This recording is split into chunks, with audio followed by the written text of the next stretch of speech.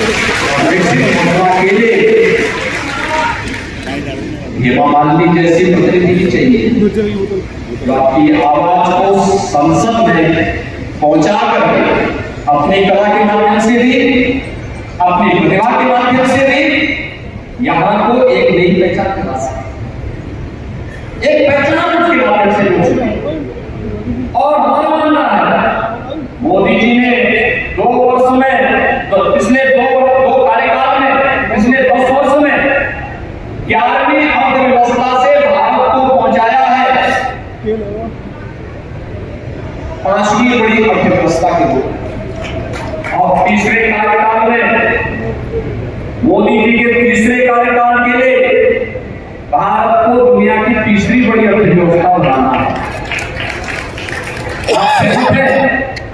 और इस तीसरी बड़ी अर्थव्यवस्था के लिए, विकसित भारत के लिए, विकसित उत्तर प्रदेश और विकसित मथुरा के लिए भी हम सबको कार्य करना है। और इसी कार्य के लिए आज आपका आह्वान करने के लिए आया हूं, आप सभी प्रमुख जनों से। इसमें व्यापार मंडल भी है, अधिवक्ता समुदाय से बाहर एसोसिएशन भी है, इंडियन मेडिकल एसोसिएशन भी है, शिक्षाविद भी है, समाज के हर तबके के लोग हैं। आप सबका मैं आह्वान करूंगा, आप सभी को प्रधानमंत्री मोदी जी का और हेमा मालिनी जी का प्रतिनिधि बनकर के एक घर में जाकर के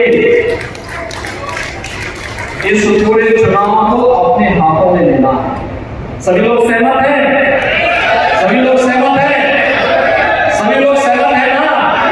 तो मेरे साथ बोलेंगे वृंदावन बिहारी लाल की, वृंदावन बिहारी लाल की, भारत माता की, भारत माता की, भारत माता की, जय श्री राम।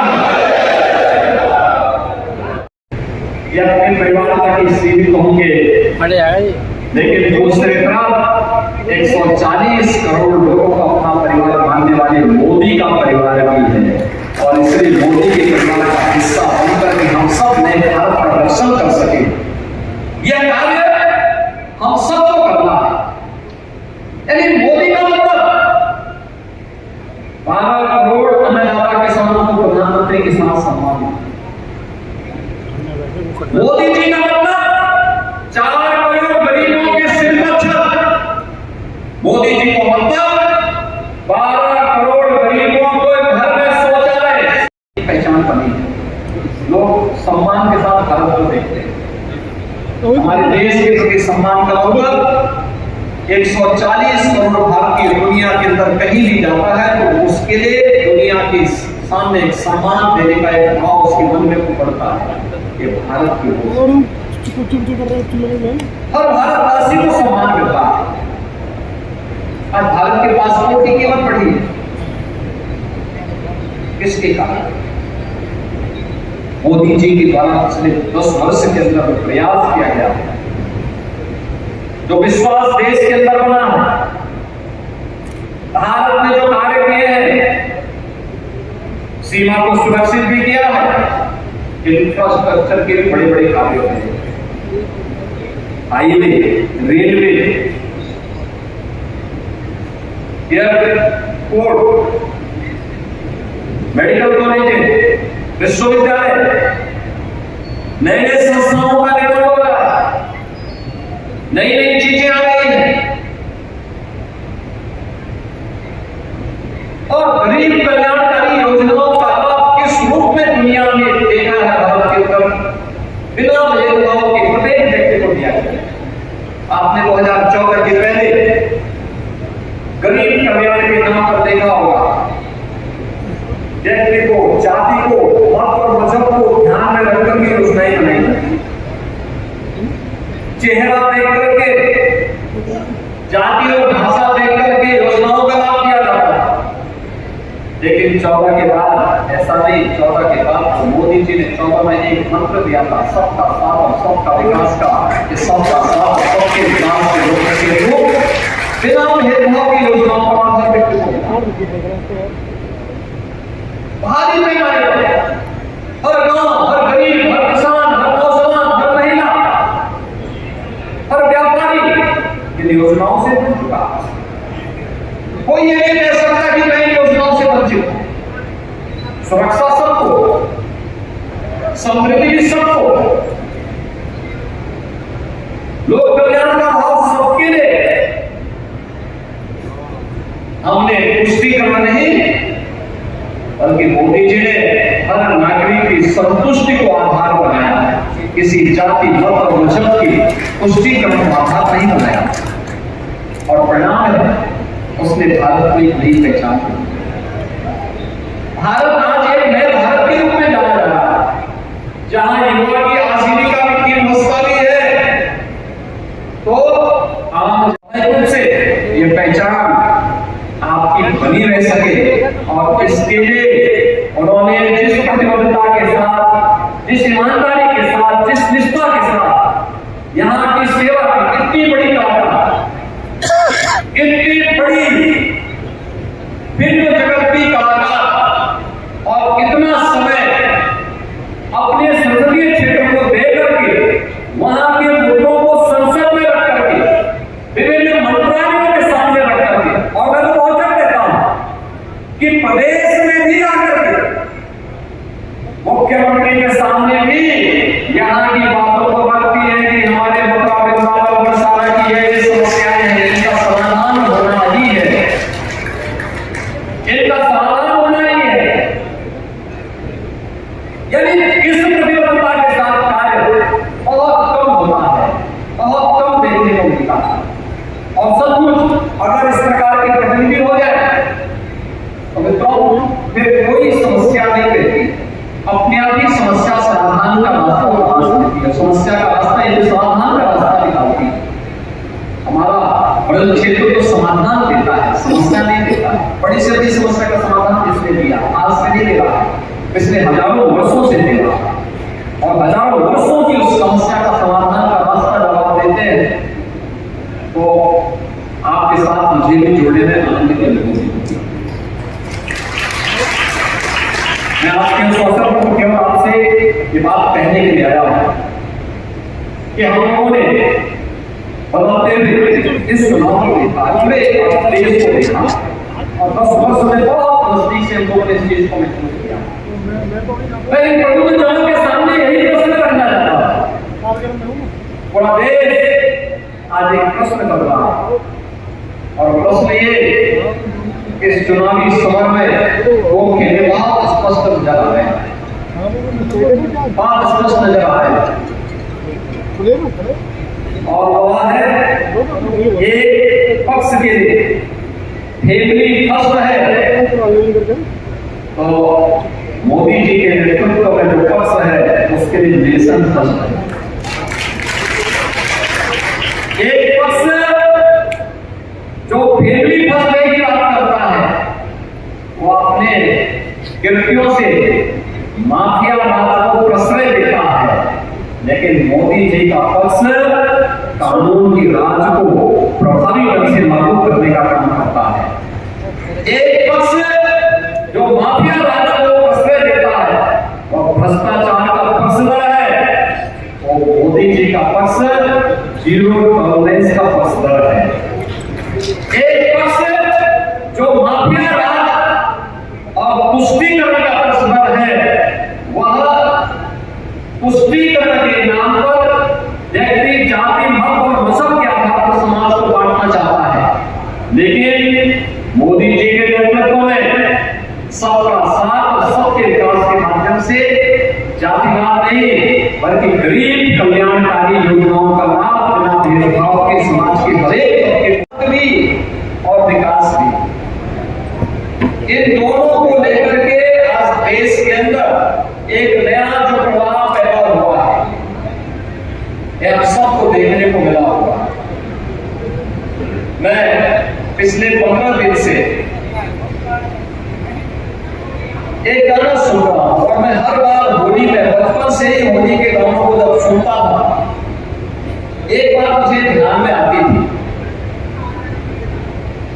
जो अक्सर हम लोग सुनते थे कि होली खेले रघुवीरा भजन तो हम लोगों ने खूब सुना, लेकिन सचमुच पहली बार 500 वर्षों में अयोध्या धाम में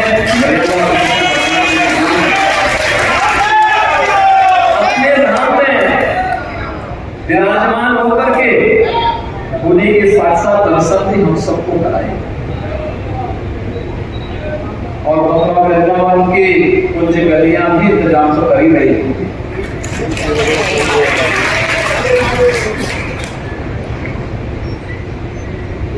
ये मेरा सौभाग्य है कि मुझे बार बार जब भी अवसर मिलता है यहाँ आने का अवसर प्राप्त होता है। आज जब हम होली की बात करते हैं तो दुनिया के अंदर मथुरा वृंदावन बरसाना गोकुल गोवर्धन नंदगांव बलदेव यहाँ पर खेली गई होली की चर्चा पूरी दुनिया के अंदर है वर्षों के और तो श्रद्धालु जनों की भीड़ देखते हुए होती है। हम लोगों को लगता है जितना कुछ हो पा रहा है ये भी कम पड़ रहा है, अब इसमें और कुछ क्या होना है। एक बृहद योजना के साथ आज कार्यक्रमों को आगे बढ़ाने का कार्यक्रम किया जा रहा है। आप देखिए इस धरती का कितना बड़ा प्रभाव है और कितनी बड़ी ताकत है। याद करिए 2021 में जब वैष्णव महाकुंभ का आयोजन यहां हुआ यमुना मैया के तट पर उन्हीं की कृपा से वृंदावन बिहारी लाल जिसको प्रधानमंत्री मोदी जी ने पिछले 10 वर्ष में एक नई पहचान दी है। आज 2024 की हम लोकसभा चुनाव की और अपने समाज के उन प्रबुद्धजनों को अलग अलग तबके के प्रबुद्धजनों को जो समाज में एक माहौल बनाते हैं, समाज को लोकतंत्र के प्रति आग्रही बनाते हैं, समाज का एक नेतृत्व वर्ग यहाँ बैठा हुआ है और मथुरा लोकसभा की प्रतिष्ठित सीट से मैं उनका आह्वान करने के लिए यहीं से आया हूं। हम लोग इसीलिए आए हैं। मैं नाम तो सबका है कि आपका आशीर्वाद फिर से हिमा जी को मिलेगा, क्योंकि हिमा जी कला के साथ साथ संस्कृति की प्रतिनिधि है। मुझे याद है जब पहली बार मैं सांसद के रूप में सदन में पहुंची तो सदन में पहुंच करके उन्होंने सबसे पहला मुद्दा क्या उठाया। हमारे सदन में अपने बात को बहुत शालीनता के साथ कहा। उन्होंने कहा था उस समय सदन में एक ही बात कही, उन्होंने कहा मैं क्षेत्र का प्रतिनिधि बनकर के यहाँ सदन में आए हूँ, देश के उच्च सदन में आए हूँ और उच्च सदन में आकर के मैं क्यों वहां की पीड़ा आपके सामने रखना चाहता हूँ। 5000 वर्ष पहले जिस क्षेत्र में कृष्ण कन्हैया ने अपनी पूरी लीलाएं रची थी और उसका साक्षी अगर कोई उस समय बना था यमुना मैया बनी थी। यमुना मैया को प्रदूषित करके क्यों छोड़ दिया गया। यमुना मैया की आवाज देश की संसद में उठी थी और मित्रों देश की संसद में उसी समय जब नमामि गंगे परियोजना बनी थी तो नमामि गंगे परियोजना के माध्यम से फिर भारत सरकार ने जो कार्यक्रम प्रारंभ किए, आज आप देखते होंगे नमामि गंगे परियोजना के कार्य को द्रुत गति से आगे बढ़ाने का कार्य प्रारंभ हुआ और नमामि गंगे के माध्यम से आज प्रयागराज में आप जाएंगे तो प्रयागराज में कुंभ करने के लिए जो हमारे पूरे संतजन जाते हैं या माघ मेले में गए उनको प्रयागराज हमने भी प्रयागराज दिखाई है। वहां पे उन्होंने संगम में बहुत शुद्ध जल को देखा, लेकिन अब गंगा मैया के बाद यमुना मैया की ही बारी है और इसके बारे में हमारी कार्ययोजना पूरी के साथ आगे बढ़ रही है। कुछ एसडीपी बन चुकी है, कुछ बनने जा रही है। हमने यहाँ पे कुछ अन्य संस्थाओं को भी इसके साथ जोड़ने जा रहे हैं और जो मोदी जी का संकल्प है, याद रखना मोदी जी का संकल्प मोदी गारंटी के रूप में 100% होने की गारंटी भी देगा और इसी गारंटी के साथ वह संकल्प जो कभी आवाज के रूप में आपकी लोकप्रिय सांसद के मुंह से देश की संसद में उठा, जिसके लिए हमेशा चिंतित रहती है, वह वैसे ही साकार होगा जैसे एक मुद्दे साकार होते